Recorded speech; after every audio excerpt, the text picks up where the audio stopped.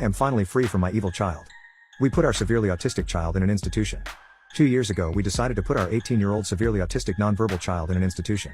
I can honestly say it's probably the best thing to ever happen to the family. I was a stay-at-home parent while my spouse worked 10 to 12-hour days to keep a roof over our heads and food on the table. Living with our child was mostly hell.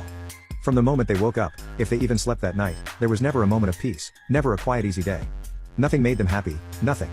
They were physically abusive towards us and themselves every day. Throwing anything and everything, banging/kicking anything.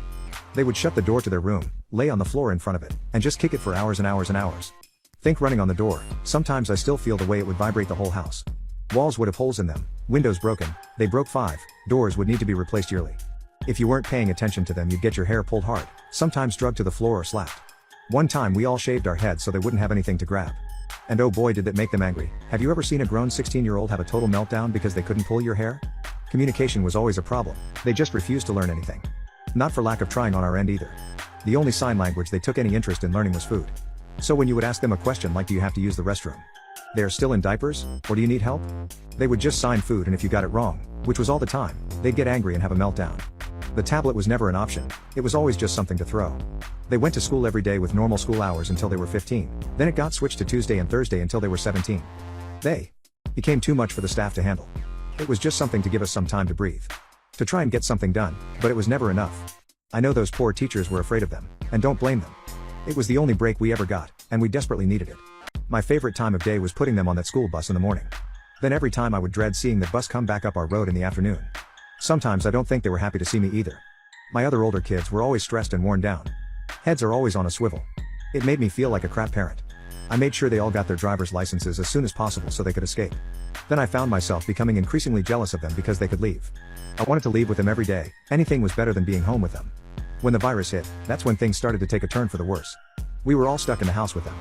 We all felt like prisoners in our own homes. It was so stressful that clumps of my hair were falling out.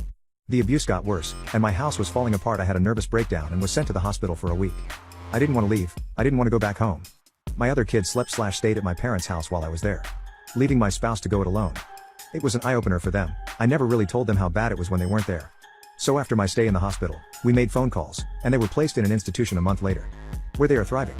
They have 6 people who supervise them constantly, who are just employed for them. Their meds are finally balanced right, they maybe have 1 issue a week. When we visit they are excited to see us, as are we. We take them out to eat and to parks. They have an excellent life of their own.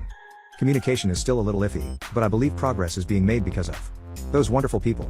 The day we took them to the institution I remember feeling awful for not being upset, for not crying. All I remember feeling was relief and excitement.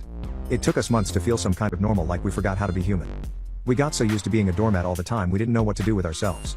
My older kids started staying home more. I got a part-time job just to get me out of the house a couple of days a week. It's nice. So do I have regrets? Yes.